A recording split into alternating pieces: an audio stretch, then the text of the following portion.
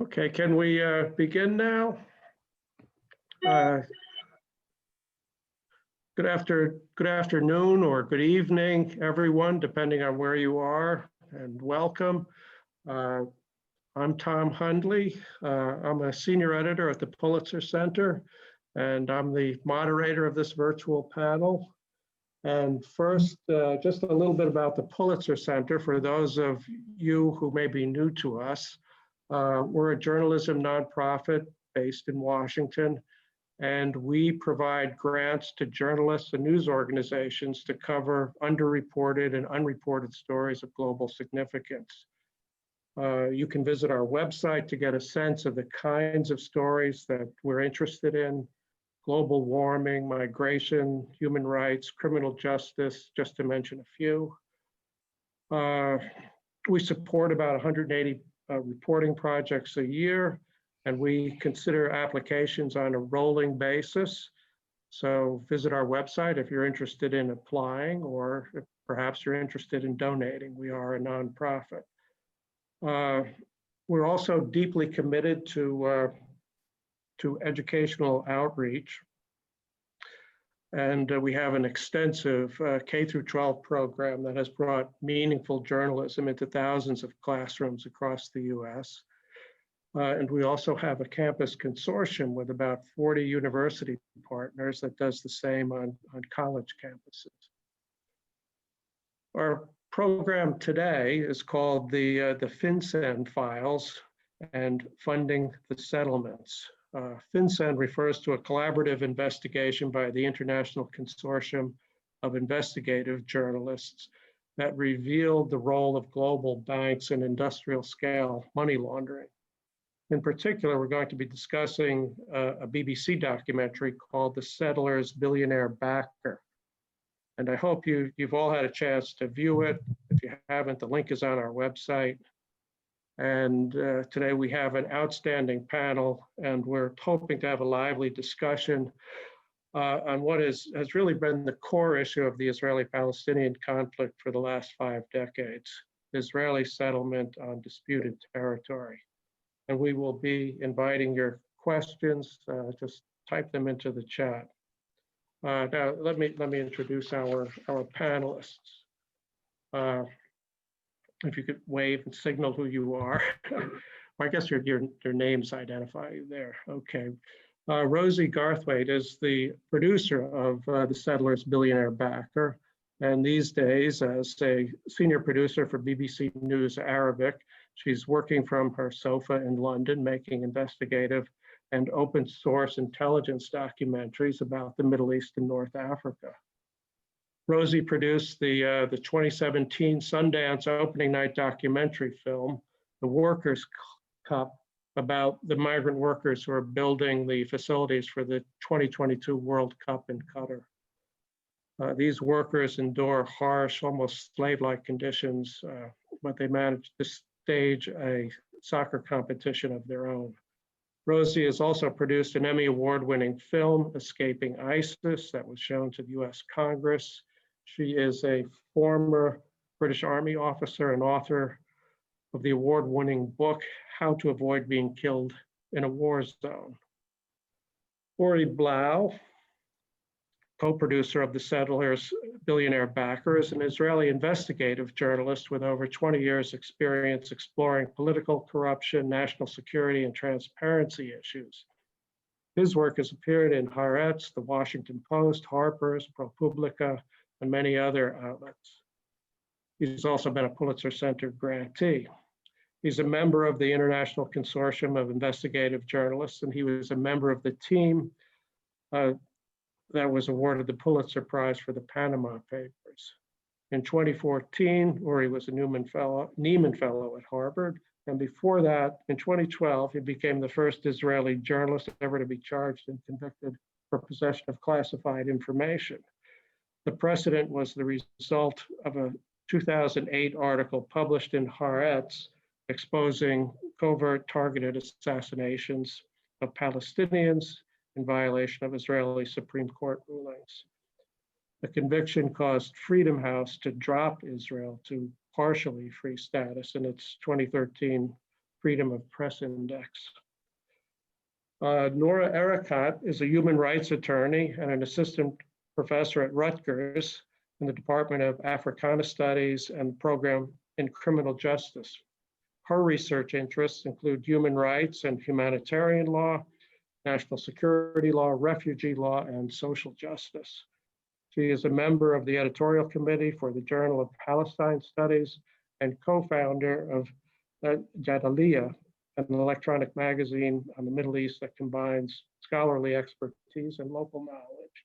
She's also the author of Justice for Some, Law on the Question of Palestine, which came out last year.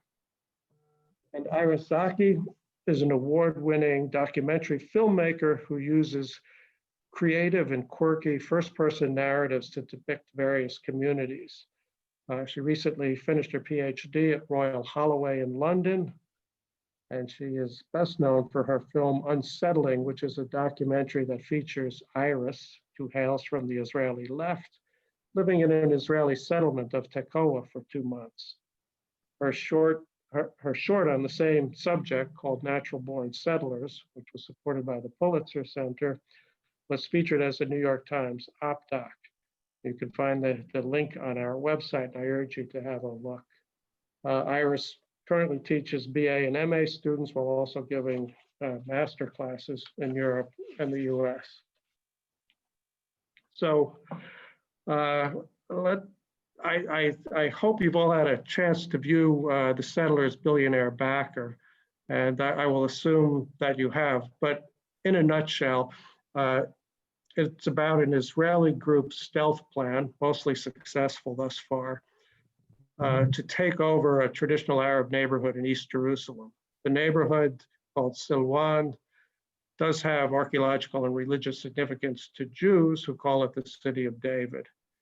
The Israeli group has received generous funding, about $100 million, from an immensely wealthy Russian oligarch named Roman Abramovich, who is better known as the owner of the Chelsea Football Club, which currently sits in third place in the English Premier League.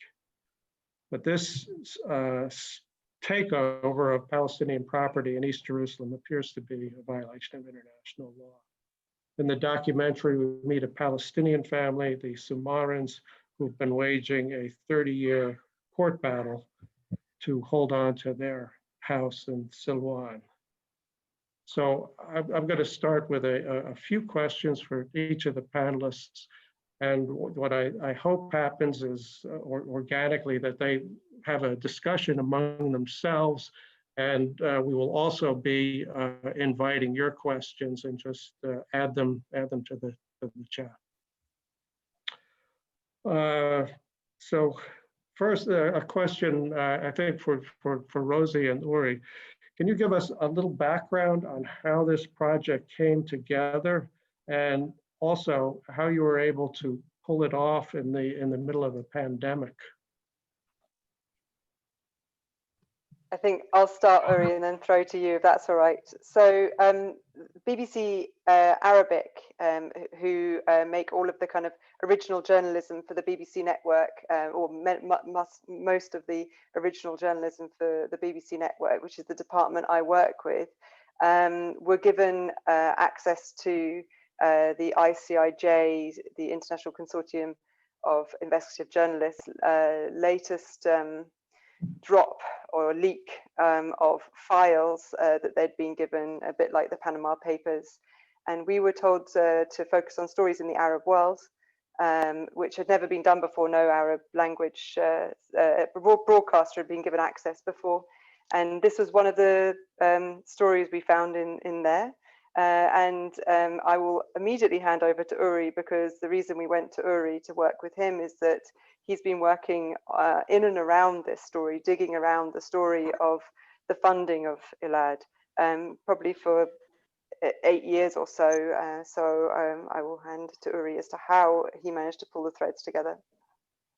Thanks, Rosie, and thanks for having me. Yeah, so basically that leak mentions Roman Abramovich dozens and dozens of times. I've been investigating Elad funding for many years, and Elad's funding has been a mystery for the majority of time. And actually, with the help of a Pulitzer Center grant, about 5 years ago, I published a data investigation about the funding settlers and settlements right-wing organizations are receiving from American nonprofits, basically tax-deductible donations. And Elad was one of the stars of that investigation. It's one of the biggest nonprofit in Israel that operates across the Green Line. And it should be said that the majority of, or half of their funding in the last 10 years or so have come from the US. But the other half came mainly from some mysterious entities. Many of them are registered in the British Virgin Islands. Those very same companies appeared in the FinCEN leak. The FinCEN is basically a leak of SAR, suspicious activity reports, that financial institutions are obliged to present to the American Treasury when they suspect any wrongdoing. It doesn't necessarily indicate a wrongdoing, but any suspicious activity should be presented to the authorities in the US. And we should note that while those 4 BVI companies appear in those documents, and they appear there as companies of which Roman Abramovich is the ultimate beneficial owner, the donations to Elad do not appear in the documents. So we basically connected the dots between whatever we could find on the documents to previous investigation and more recent investigation we conducted on Elad financial documents, which basically are public records that you can pick up from the Israeli Justice Ministry. So why does... I was just going to add one thing, which is just to say that under in the coronavirus situation, I've never met Uri. He's never been to the UK and met with our team, and we were working with a team that luckily I'd worked with before in Israel. But again, you know, we had no chance to come together, and usually on a very potentially what's the word? So when there's a documentary where we need security, we always tend to like to take it offline, but we had no chance to do that in this case. So that was also an interesting challenge under Corona. Yeah, it's incredible. I think that you could pull this off in the middle of a pandemic. I mean, did you spend much time in Israel? Did you have to quarantine? I have not been to Israel for 10 years, you know, so we did this with a team remotely, and it was, you know, luckily the trust between us and them, and, you know, probably a few more wasted days filming simply because they didn't always know exactly what we wanted, but yeah, luckily we were able to direct a little bit remotely. In some cases, for instance, the interview with Doron Spielman, I was up on a phone next to the face of the producer, shouting loudly down the phone line to try and to get my point across. Well, it all came out very smooth and seamlessly for overcoming all of those obstacles. Uri, I want to ask, why does Abramovich funnel his donations to a legitimate charity through an offshore mystery corporations? It's a great question, and truth must be told, we don't know. What we do know is that those entities were used by Abramovich to conduct not only his philanthropical job, but also actual business.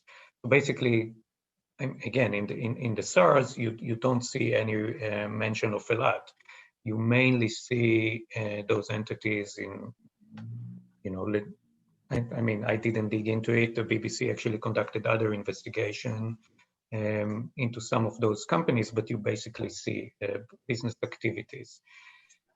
As a given, and generally speaking, operating through offshore entities such as those one gives a person a certain level of anonymity. but we can't necessarily say that this was the reasoning behind him providing, funneling the money through those companies. Okay. The next question I have is sort of a double-barreled question. I would like to know how the absentee property law applies to the Sumaran family, who have apparently been living in their house since 1959. But first, I'm hoping that you, Noura, can explain what the absentee property law is. Give us a little historical background on that. Sure. Hi, everyone. Thank you for having me and for producing this wonderful documentary, which is following the money as it should. And that's its own, level of accountability and has implications now at the UN and the list that the HRC has released on Human Rights Council. But to proceed on the history, on the question of the history of the absentee property law, let me just address something, Tom, that you said in the opening, which is refer to these territories as disputed. And I think that language is a deliberate attempt to obscure the occupied nature of the West Bank, including East Jerusalem and the Gaza Strip, especially as we've now entered a new phase where de facto annexation has actually rendered the green line a false partition, and the reality of a single state, de jure reality. I think it's at least important to acknowledge how this shift came about. When these territories were occupied in 1967, there was unanimous agreement at the Security Council that they were occupied. And in fact, the only objector to that term was Israel itself.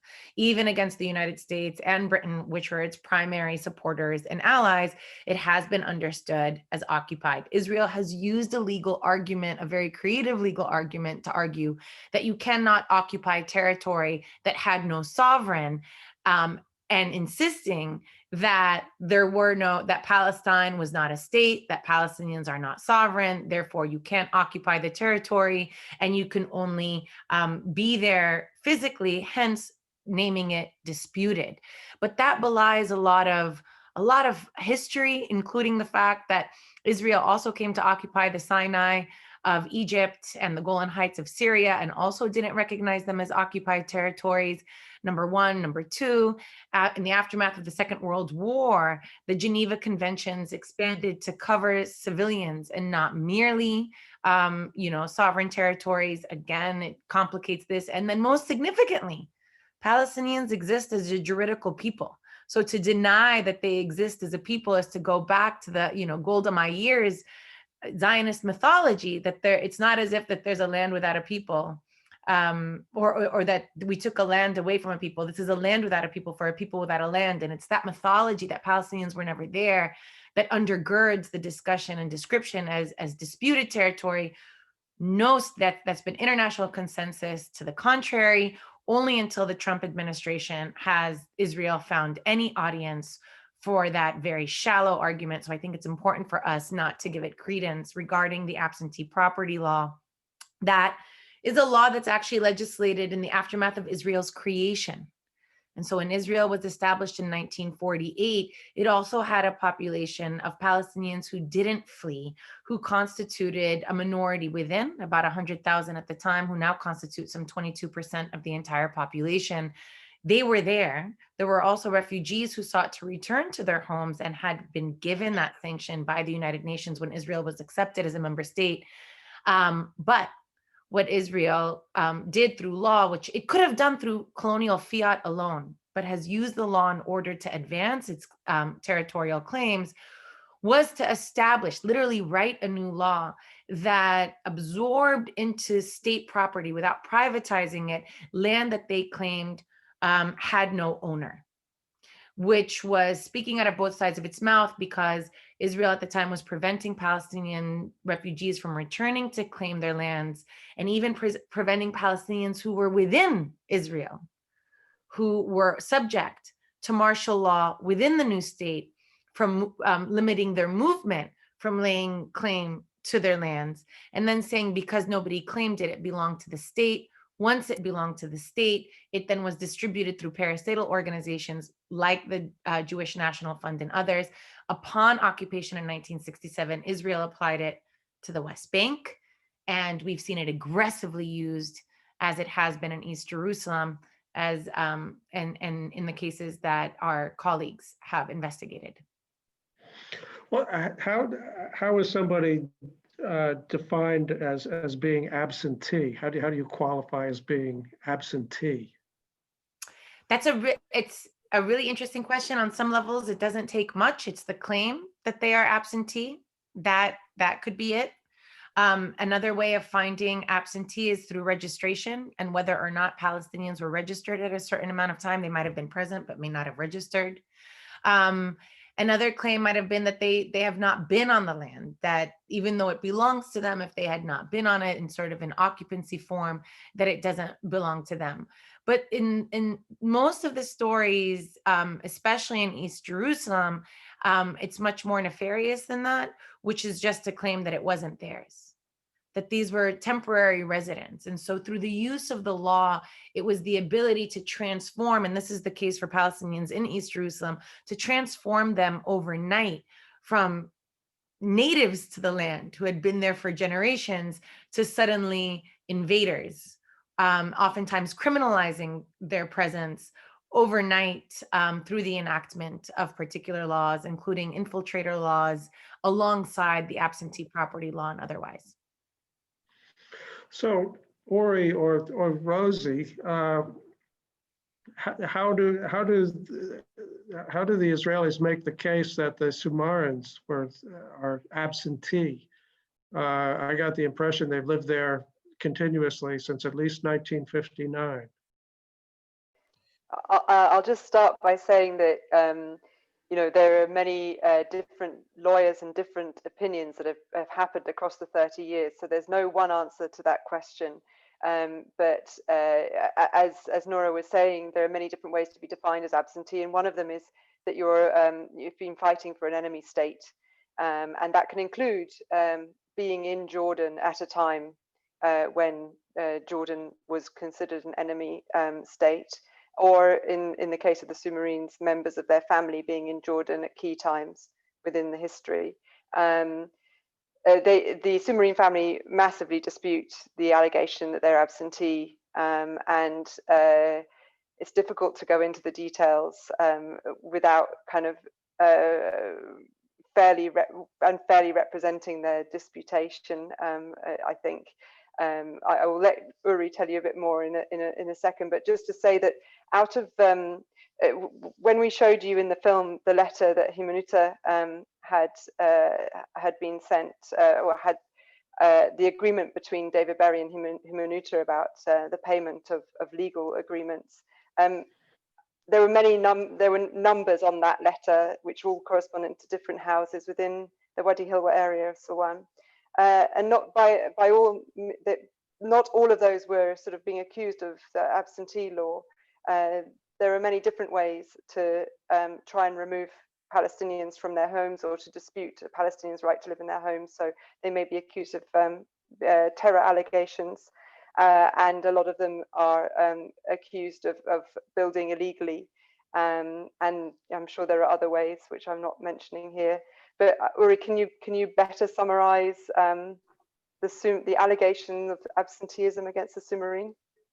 Yeah, I mean, again, as you said, it's like a 30-year long legal battle. But basically, the father of the family was declared as an absentee. Then, following some court case, the state recognized that it was declared as such by mistake. But then his sons were declared, according to the law, rightfully so, as absentees. And this is really the basis of a 30-year battle. But I think it really is a mere example, right, of a much bigger phenomenon, which is, to say the least, troubling or controversial.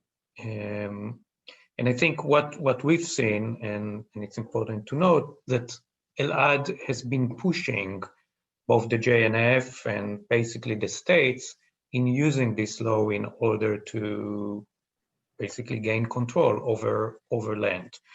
And the submarine is one example for that case. The documents that we present in the documentary just show clearly how Elad is pushing the Jewish National Fund to doing so.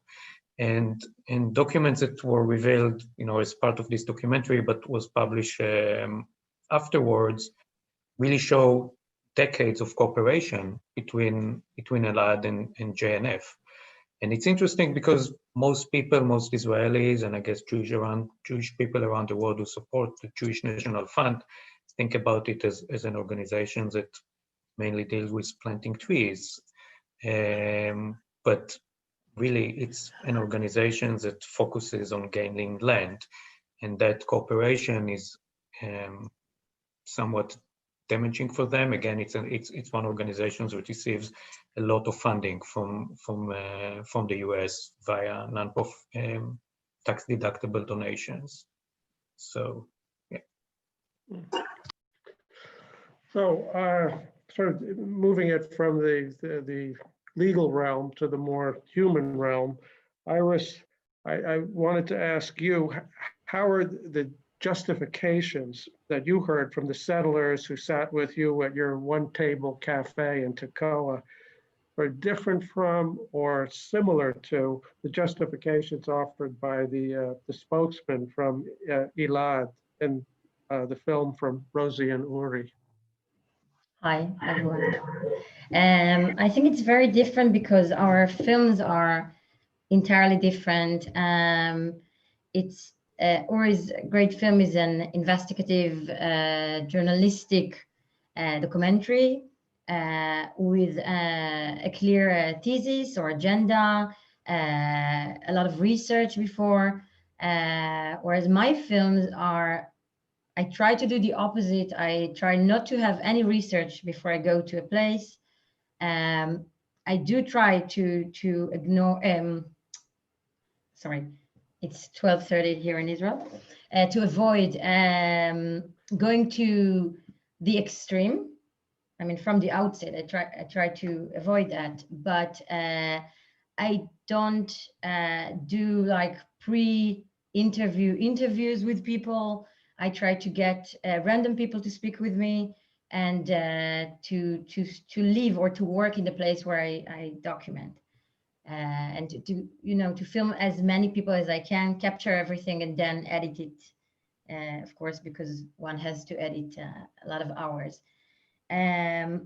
If anything, I try to avoid in my conversations with people. I didn't want it to be a political debate. I thought that a political debate is very limited. It closed people down. If Uri's motivation here was to find out more and to expose something to his viewers, my motivation was first and foremost my PhD filmmaking technique, which I explored in 3 different films, and that was the 3rd one. And I wanted settlers not because I was eager to speak with settlers. It was because I wanted a community with which I have a lot of tension from the beginning, and I wanted to challenge my filmmaking technique and getting random people to speak with me freely, to converse with me in front of cameras. So for me, the passion was not to have people explaining to me their political agenda, but rather to hear the personal motivation, the personal, the psychological mechanism and psychological way that they, for them to explain to themselves why they are there. And I think that the difference also is that in Uri's film, it's there is a cause and it's a movement. And for me, it's not even the settlers that are the problem here. It's the state of Israel that is to blame for everything that is happening there. But again, I try to see what explanations people give themselves and it's very different because I went to a place where most of my protagonists were born there, and it's their home. They're not, they don't feel that they actively occupy something. For them, it's, that's what they know. And I think that it's as problematic to see how much it is a part of Israel. The people that I spoke with and this settlement where I had the conversations. So it's that's something that I wanted to show, even though it's people that are quite nice and what is the difference between me and them? We're not that different in a way, and I live in Tel Aviv and they live there, but we're both a part of a big problem. Yeah, but it's not the extreme. Yeah, the thing that struck me about the case that Doron was making for the city of David, and that the various voices in your documentary is, and also my own experience reporting from Israel many years ago, that what the settlers say to the outside world is, we have nothing but goodwill toward the Palestinians, and we mean them no harm. If only they could understand. But that kind of misses the point. And I'm wondering if you would comment on that, Noura. There's a lot that goes on when people in a place of privilege can't see from any other vantage point. I mean, that one of the advantages that marginalized groups have, Palestinians, indigenous peoples, Blacks, asylum seekers, right? American Blacks, I should say, to be specific, is that they live at the margin of society and are able to see dominant society. So both understand their condition and the condition of what the dominant group can say about them. And the same cannot be said in reverse. So what the person who says that about meaning no ill harm to Palestinians, and anyone who frankly approaches this and equivocates between Palestinians and Israelis, they miss the dimension of power that's actually shaping their lives and shaping their futures and the possibilities for possible futures, right? So the truth is that they might not, if only Palestinians can understand what they're doing, what they don't get is that Palestinians cannot do to them anything by any measure in reverse. Palestinians will not be able to use any law to remove an Israeli from their home, to demolish a home, to settle a home, to claim the land. There is only one jurisdictional power in the territory, and that is the state of Israel, which happens to be a nuclear power that is this, described by the United States, which is world superpower, its greatest ally in the Middle East. So that differential of power is everything. Even Mahmoud Abbas, who's the president of the Palestinians, cannot travel without permission from Israel. So imagine what the rest of Palestinians have to endure in that situation. So this isn't about two people getting along, or we just have to understand that no Israeli is trying to hurt anybody. That power is devastating. It's a structural violence that exists without the intent. And unless you're working in the opposite direction to counter it, it becomes incredibly harmful, as it is in this particular stories that you all as filmmakers and storytellers are sharing. Iris, I thought that the real beauty and sort of genius of your, at least the short doc that I saw, is that you listened to what all of these people had to say. You didn't agree with them, but you made them human. And they are human. It's just problematic human beings, but they are human. Well, I'm wondering their mom made them human. I just yeah. Did you get any pushback from the Israeli left on this? For I mean, it was fairly sympathetic portrait of settlers in a settlement. You asked me, right? Yeah. Yeah. Okay. Yeah, it was very tough in that sense. I had a lot of people that my friends are very left wing, if there is such thing still in Israel. Or right, it's funny. The thing is that some people told me that they don't even want to watch it before. They don't. Why am I doing it? My brother is a politician. They were all very scared. They were worried about me. And I felt that it's a very explosive, subject, and I was really worried about everything, because I had my experience and I gathered, I had a lot of footages of people, and I think that the editing was the part where I really worried the most, because it felt like court, like everything I put there could be used against me in a sense, because I decide what to put and what to leave out. And even though I'm not saying the things that people say, letting them express such opinions is also could be problematic. But at some point, I kind of like try to focus on what I feel, and with the understanding that allowing someone to express their opinions and listening to it doesn't mean that I agree with it. I think that it's important to get to know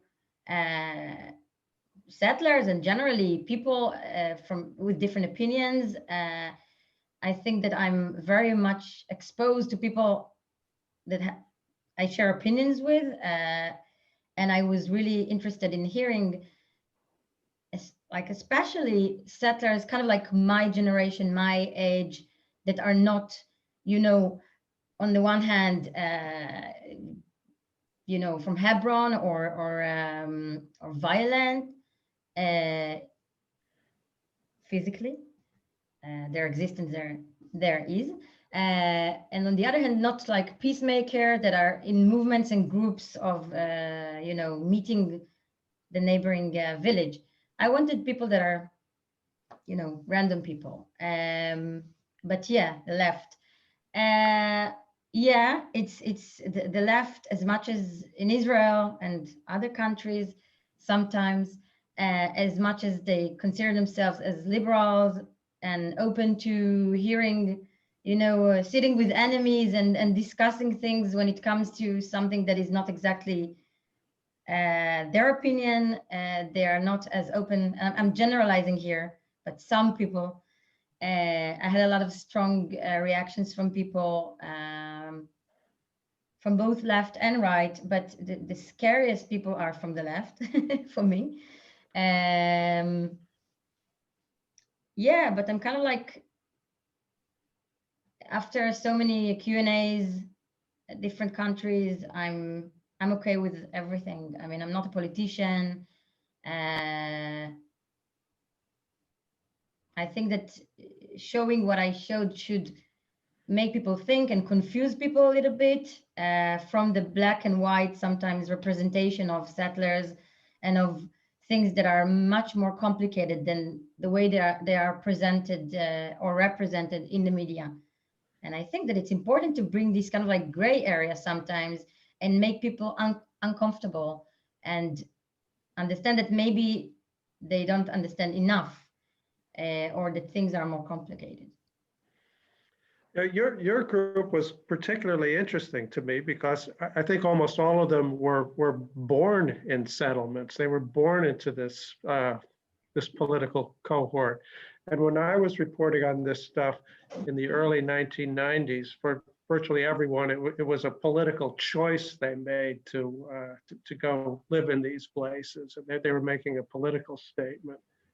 So I mean, it's really fascinating. So there's now a second generation, which I think is going to make the ultimate resolution of this even more difficult. I wanted to invite some questions from the audience. So if you have any out there, please enter them in the chat, and we will get to them. In the meantime, a question for Rosie. Sort of, I was asking Iris about pushback from the left. Did you get any pushback in the UK when your film was shown there? We had a really interesting experience where there's a. Oh, is there some feedback, or is it just my imagination? No. We within journalism, we go through something called a right to reply, which is where before we go to press, everybody has a right to respond to anything that we're saying about them. And also we go through a fact-checking process as well at the same time to check that we've got our facts in order according to our research. So we sent off our rights to reply to various places, and unfortunately they were leaked ahead of the release of the film by a lad to different newspapers. And so the fact-checking process was slightly exposed, if you like, and it's always a difficult thing to tackle because you don't want to deny that that's what you asked or that's what you were stating, but at the same time, it's very awkward to have your kind of process exposed before you're finished. But I will say that the BBC is often accused of bias. In this case, we were accused of bias from both sides, which is sort of a more comfortable place to be than if you're just being accused from one side. We're accused of being, too soft from the Palestinian side in some cases, and we were accused of misinterpreting the law and various other things from the more right-wing side, or the people who were backing Elad's right to do what they were doing. But we have a really ridiculously rigorous process at the BBC, so that I think even Uri was surprised at almost, we laid out the facts for different departments within the BBC who are experts in different things, and they had as much say in whether they thought we'd interpreted the facts correctly as we did. And luckily, I think we'd done an okay job on that interpretation, but it's a pretty rigorous testing process of all the facts as we find them. And if you look at the film, which is about 25 minutes long, we have a PhD worth of investigative material and evidence that we gathered behind it. Behind every sentence, there's something that we have a reason for every word in that documentary. Okay, well, I would also like this to be sort of a dialogue and a discussion among the panelists. So, Noura, you had a question? Well, I think that's fascinating what Rosie was saying about the content of the research. So I now have two questions. One question is, do you see yourself using that material in any other ways, possibly in another film or another form of media, written or otherwise? Because it is, as prevalent as it is, and they're saying right now, the reporting today that Israel's Interior Ministry will build, is approving a new highway system, which will see the proliferation of settlements, right? And even at a more accelerated pace. And so the work that you've done for this one story, imagine how much it would take to cover all the stories. So what will you do with that, if anything? And then the question, Uri, I was, I guess to you and Rosie as well, to ask, has there been any backlash towards Chelsea around this? Have advocates who are trying, in global solidarity to push back against these trends, have they used your findings to advance their goals? Uri, why don't you answer about what happened after the film a little bit, maybe some of the things that have happened as a result, or which is a continuance of the work. Yeah, I mean, well, about Chelsea, I think you'd answer. I can't say that much have changed due to the film. I continued to do some work definitely around the relationship between JNF and Elad. I mentioned that before. And it's we've worked on that before, and I guess I'll continue. Just before this panel, I was looking again into Elad's financial records and, looking who keeps giving them money. So it's an ongoing process. I mean, political opinion aside, I mean, it doesn't seem like the settlement movement is going anywhere anytime soon. So that material would be used again, definitely. I think in terms of the BBC, it's probably given our teams in Jerusalem.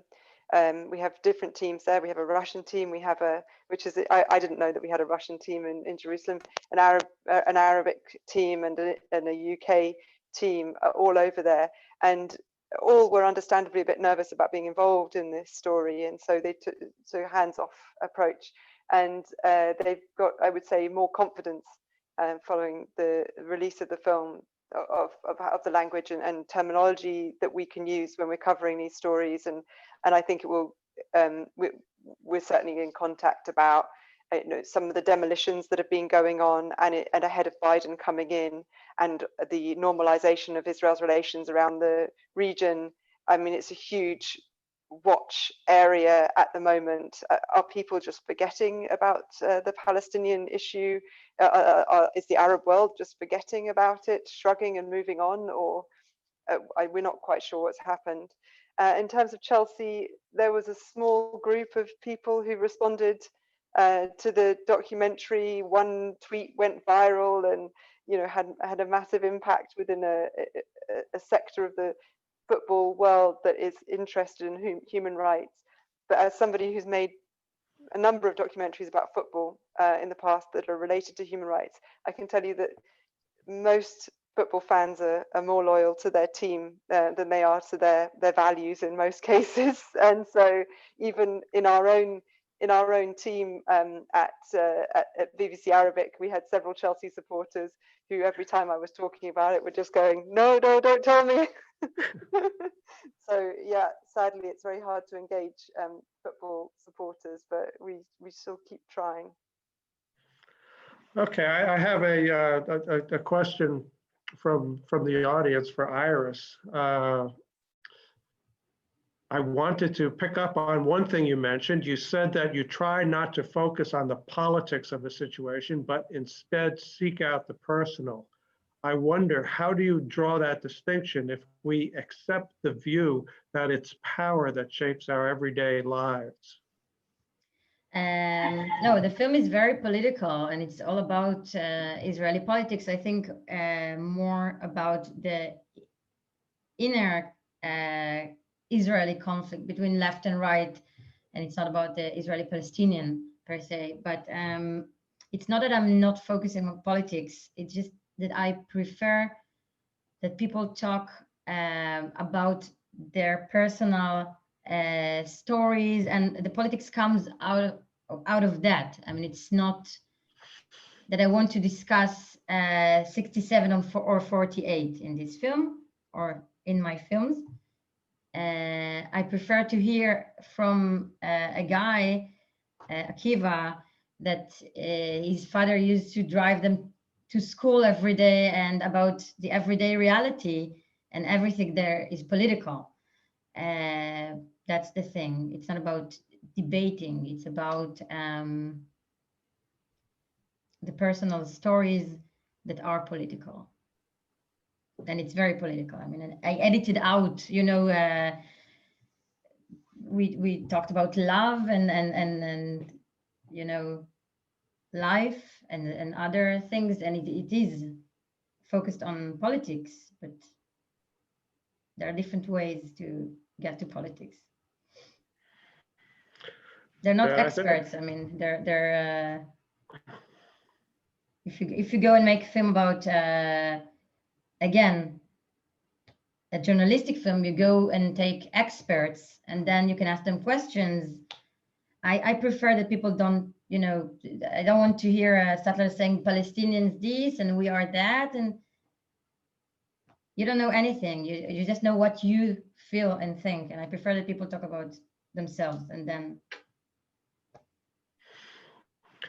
Yeah, and I'm also reminded of what Noura said earlier about just the impossible power imbalance. Rosie, you had a question? I was interested in what Noura said about the experience of being a minority and how that factors into your reaction. And I mean, obviously, around the world, the Jewish populations are minorities, and that very much is a huge part of the kind of cultural experience of Jewish populations around the world. And I wondered how you thought that had an impact on the behavior of Israel, you know, escaping from that sort of legacy. So there was a comment embedded in the question. Is it that Jews are minorities too, so that my comment about power imbalance should be recalibrated? No, I'm just interested to know. No, I'm not. Sorry, it's not supposed to be a criticism of what you were saying. I'm just just I wondered how that's such a huge part of the reason why Israel came into existence. I see. So how is the nature of being a persecuted minority. No, you're hitting the nail on the head. You're hitting the nail on the head of why this is so complicated. So I happen to be situated in the United States, and in the United States, I'm born in the United States, so I certainly have a lot more privilege than a lot of other people, certainly those in irregular status, indigenous peoples, you know, American Black, you know, across the board. And still, obviously, we're subject to, you know, our own persecution. So it's complicated, right? It's not, you know, you don't have a singular identity at any single time. But as somebody in the United States, I can comment about how this duality makes this such a difficult topic to tackle, because, you know, those who I advocate with, I do consider myself a human rights advocate, and those I do ally with and that I do struggle with, we are very much see anti-Semitism as part of the work that we are doing, right? In our work against white supremacy, in our work against racial capitalism, you know, the battle against anti-Semitism is central. And yet, the way that anti-Semitism has been weaponized in the United States to also include Zionism as a project and Israel as its manifestation has made those lines so complicated. And we've seen that conflict play out in a number of ways, including, you know, during the Trump administration, where Trump was articulating, you know, case book anti-Semitic tropes, you know, calling a group of Jewish businessmen, referring to Netanyahu as their prime minister. They're Americans, right? Or referring to the amount of power or money that they had. Meanwhile, other members of Congress who were critical of Israel or critical of the Israel lobby, right? But very much were defenders of against anti-Semitism and with the Jewish community in the United States, like Ilhan Omar or Rashida Tlaib, who support BDS, they were framed as anti-Semites, right? So what gets lost here is how, in fact, and this is, you know, in my own academic work, anti-Semitism is part of a rubric of, you know, a target of white supremacy historically. And the struggle against white supremacy is also tackling that as well. And yet what gets lost is when that gets weaponized as a stand-in for Israel. And then, you know, then it gets, that's the interesting conversation. It completely devolves when you have people using completely reductionist argument like, but Israel is the only Jewish state in the Middle East. And, you know, Palestinians deserve this. If they just didn't, you know, if they just surrendered, then they wouldn't be killed. I mean, then you get into just the twilight zone of nonsensical arguments that are frankly really racist, but we can't get to them because of how the conversation has been weaponized. You know, we have time for, I think, for one more question. I'm sort of hesitant to ask, the big question here, but it may be a good one to end on. We've all been dealing with this issue of Jewish settlement for a long time, either our whole lives or all of our professional lives. When do we reach the point of no return on a two-state solution? Does anyone have a thought on that? Have we reached it already?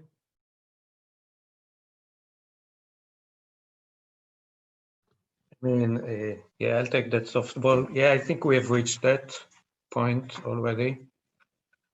I mean, if you take a look at, just since 2005, right, the disengagement from Gaza and forced settlements in the West Bank was really the last time that something was done in that respect of trying to evacuate. I wouldn't say even massive, but like, significant amount of settlers, and they've done that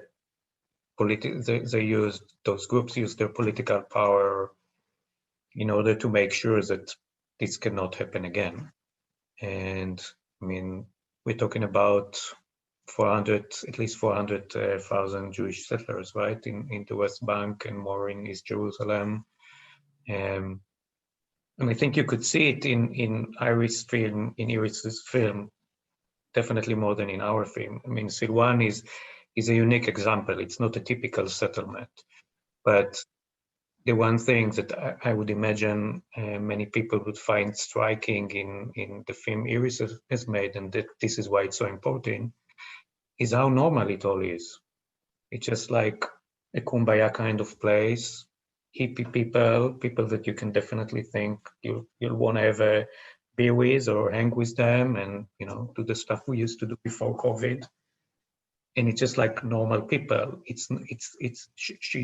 I think here is like, it's brilliant. Like, you break a lot of stereotypes that probably people have around that movement, but it also show how difficult it would be to change that, because there are people just like you and I, and there are hundreds of thousands of them. So yeah, I think we are past that point. Thank you. Iris? Thank you. No, but you described exactly what I was trying to say before. Oh, regarding the two-state solution, wow. I wish I was in charge of, coming up with a solution to this crazy situation, but unfortunately, I don't even know. And I try not to speak for Palestinians, for instance. I have a lot of leftist friends who know the Palestinians, and I don't know actually the occupation has to stop, that I know, but how? Noura, we let you have the last word. I don't want the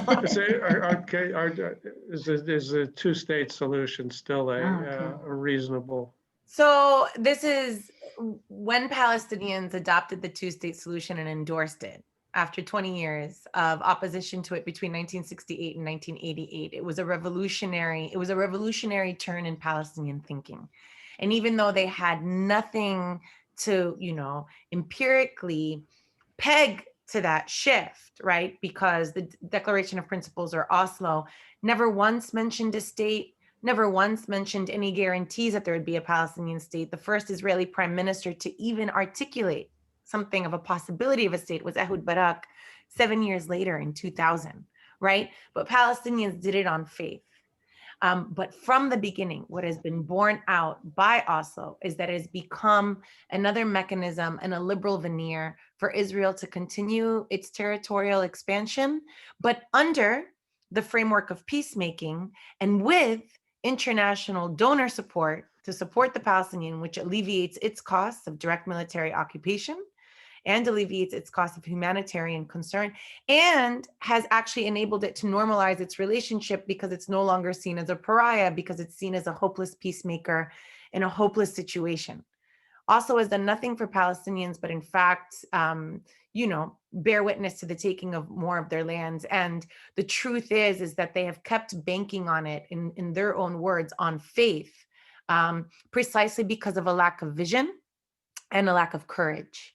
And Palestinians should have long abandoned the Oslo process, even if they want to pursue the two-state solution. Oslo is the opposite of that. And yet that is the full responsibility of the Palestinian leadership for setting us on this track. But the two-state solution has been dead for quite some time. And we saw, I think, one of the most dramatic conflicts where this manifests at the UN in 2017, when the ESQA committee releases a report that says Israel is an apartheid state. And at the same time, the Obama administration had just not vetoed a resolution condemning the settlements. And there was just, here you see there's double speak happening, but on the ground, according to those who are living on the margins and under this domination, they can tell you full well the two-state solution has been dead, but the desire to live in peace, the desire to create another possibility and another outcome is still there. And part of the work that we need to do is to move past the framework of just, this is great that we're identifying the settlements, but to go past that as well, to think about how are we complicit in prolonging this domination when we don't accept that there is a one-state reality. And it is a manifestation of apartheid, and that the settlements are one element of that rather than the central problem. My fear is that we can replay this entire discussion 10 years from now, and it will be just as relevant and fresh, and not much will have changed. And we've run over our allotted time, so I'd like to thank our panelists for a very informative discussion. I'd also like to thank all of you in the audience for joining in the discussion, and I would like to thank my behind-the-scenes Pulitzer Center colleague, Holly Peipenberg, who made this all run smoothly. So thank you all, and have a good evening. Thank you, especially to Iris in Israel.